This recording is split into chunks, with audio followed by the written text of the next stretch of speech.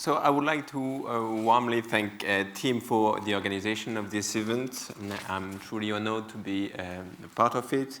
And I must say that this is particularly exciting to have the opportunity to meet in the same place most of the people whose work I've been reading for the past 10 years. How do you... So in a famous letter published in 1972, Lovelock introduced Gaia as the name of a new object, which existence is recognized indirectly through an analysis of the chemical composition of Earth's atmosphere. This new object shifted our perspective on what is life. Instead of analyzing the common properties of living beings, Lovelock urged us to study life as a collective and historical phenomenon. This changed our understanding of the relationship between the history of life and that of the global environment by focusing on their interaction or coevolution. Gaia also profoundly changed our understanding of the nature of the Earth and in so doing contributed to the emergence of a system science. This philosophical and scientific endeavor was accompanied with practical dimensions for the scientists, such as the modification of climate models to include the influence of life in it. An important aspect of these changes happened very near to where we are today. The attention paid to this new entity framed what we start calling global changes in the 80s. And more broadly, Gaia changed what we used to call nature at a dimension perhaps as large as what happened with Galileo, as argued by Bruno Latour. So there are two narratives about the elaboration of the Gaia hypothesis. The first one, which has been the most influential for a while, has been elaborated by biologists. Not knowing what to do with this new entity, they ridiculed it as pseudoscience of interest only for New Agers. The second one has been elaborated by Lovelock himself. Lovelock emphasized the importance of reflection about life detection at NASA, and he recalled that Gaia has been elaborated by an independent scientist retired in the countryside of England. Of these two narratives, the biologist one misses entirely Gaia's history, along with its philosophical and scientific scope. And I would like here to revisit Lovelock's narrative with perhaps an emphasis on different points. We have to remember that Lovelock was first and foremost a gifted and talented chemist and engineer. Had he not been famous for the Gaia hypothesis, it would have been for one of his numerous inventions in the late 50s, the electron capture detector. It is for his talents of chemist and engineer that he has been invited by NASA in the early 60s. In this letter, they hire him not to think about live detection, but to build a gas chromatograph which would embark on the Mariner B mission to Mars. While being a consultant at NASA, Lovelock worked on lipid chemistry at the Baylor College of Medicine in Houston. And perhaps the irony of these pictures, where we see Lovelock smoking tobacco, is that he was working on chemical compounds thought to be responsible for cancer on a grant paid by the tobacco industry. Lovelock's renowned talent enabled him to work for or in relationship with the major scientific institution of the earth and environmental sciences in the US and in the UK.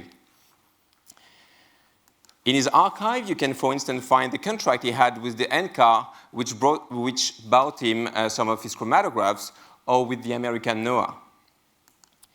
During the same period, Lovelock was a consultant not only for the major scientific institution, but also for private companies, most of them chemical and petroleum companies, such as Shell. The main point I would like to make here is that the establishment of Lovelock as a scientific entrepreneur and the diversity of his consultancy explain why and how Gaia became so central for the earth and environmental sciences and for our cultural understanding of global changes. Again, I would like to highlight Lovelock's strong empirical bent and his natural history style of research. During the crucial decades of the elaboration of Gaia, Lovelock was not only writing books and papers, he was also conducting important chemical measures of the atmosphere and oceans. You can see him here with his daughter collecting air samples. Boots on and equipped with his gas chromatograph, Lovelock crossed the oceans and the high atmosphere to carry out these observations, among which are crucial measures of CFCs and DMS. I want to emphasize this point, which is too often forgotten when Gaia is only thought of as a provocative metaphor and as a philosophical contribution.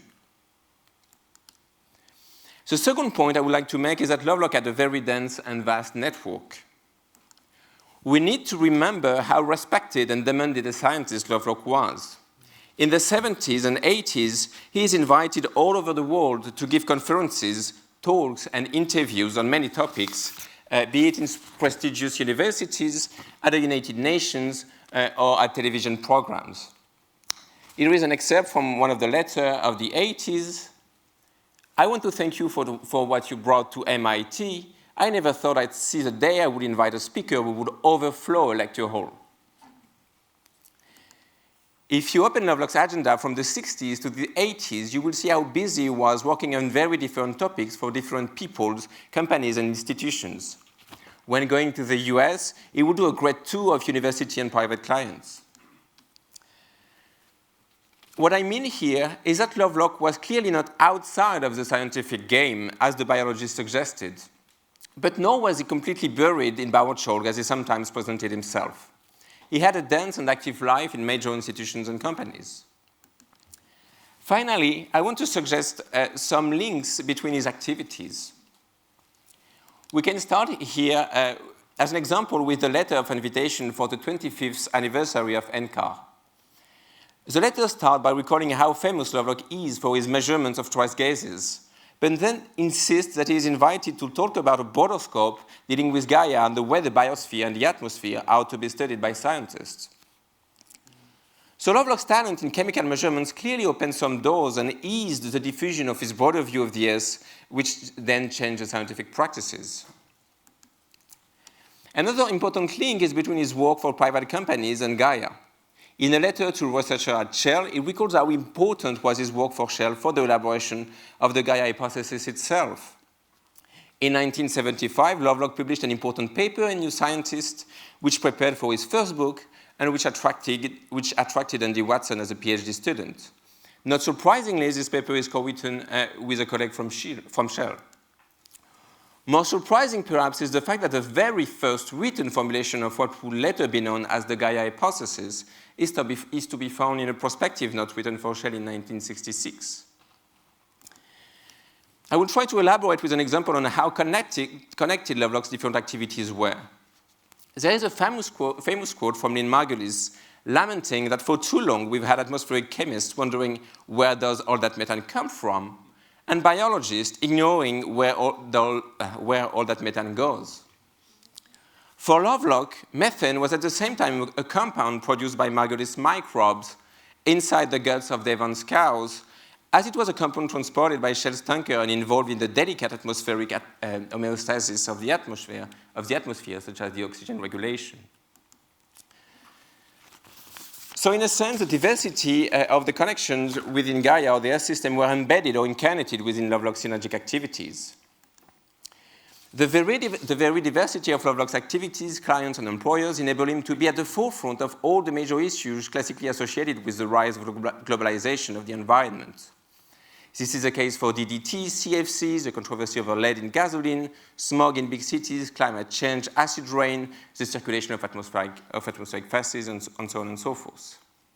To put it shortly, global pollution was an important hub of Lovelock's daily activities in the 60s and 70s. So much so that his first book had to be read not only as a philosophical and scientific contribution reflecting about life, nature, and the earth, but also as an anthropological reflection about what pollution or global pollution is. To summarize, Lovelock's different activities were highly connected and synergic through material links provided by chemical entities, topics, or by Lovelock's diverse set of skills. After the 70s and the 80s, we saw the rise of Earth system science. This was prepared by the publication of numerous scientific reports, which were written by scientists involved either in NASA or in the constitution of the IGBP. And these reports call for new interdisciplinary and international research programs to study the global changes affecting the Earth as a system. All of them insisted upon the importance of a new science after we have recognized the existence of a new object, the Earth system. Not surprisingly, the people involved in system science, from the early phase to the recent developments, were either close friends, students, or colleagues of Lovelock, or at least scientists who have read this work and been somehow inspired by him. So the story I try to recall here is about how the introduction of a new object by a scientific entrepreneur, gifted and multifaceted chemist, changed our scientific, philosophical, and cultural look at life on Earth.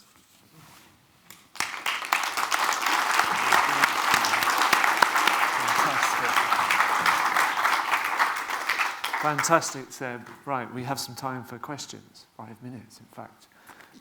I'm really excited to see the IGBP slide. I wonder if you could just flick back to that. This one? No. This one is fantastic, yes. So the field is totally dominated by white males. Yeah. Is there any role for women scientists in Gaia, who is a goddess? There is Ann Anderson-Sellers, who is a woman, but no, I mean, it's a historical fight. I have nothing to...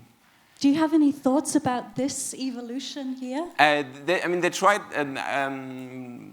from what I grasped, IGBP tried to enlarge its scope toward developing countries over the years. And about the gender equilibrium, I have no historical elements like of IGBP writing text that this have to be changed or something. Yeah. Thank you. Some other questions. I saw some hands up over here. Ollie? Hi. So this is a very self-interested question, but one of the interesting things that Jim writes about to Shell in the 1960s is the possibility of deliberate climate change as a strategy, probably, he suggests, to avert a new ice age. Can you say anything about what your research has found out so far about the relationship of ideas about Gaia and a self-governing Earth to ideas about the governing of the Earth's climate by active human intervention? Could you repeat, please, the middle of the question? I missed it. It's the link between Gaia and geoengineering. To what extent, in your research so far, does the idea of a self-regulating Earth permit the same scientists who think about that to think about an Earth that they or others might regulate?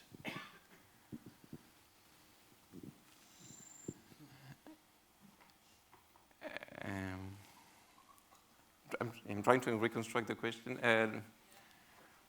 Maybe I'll answer a side of the question since I'm not sure I heard everything. But what struck me about geoengineering and the relationship with Gaia, that we had a narrative about geoengineering, especially written by Clive Hamilton, saying that geoengineering is the endeavor of Prometheans with a physicist and modernist views of nature inherited from centuries ago.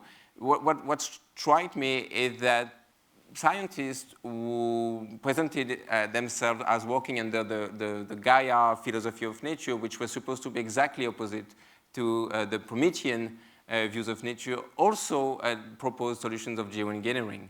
So maybe it answers a little bit on the side of your question, but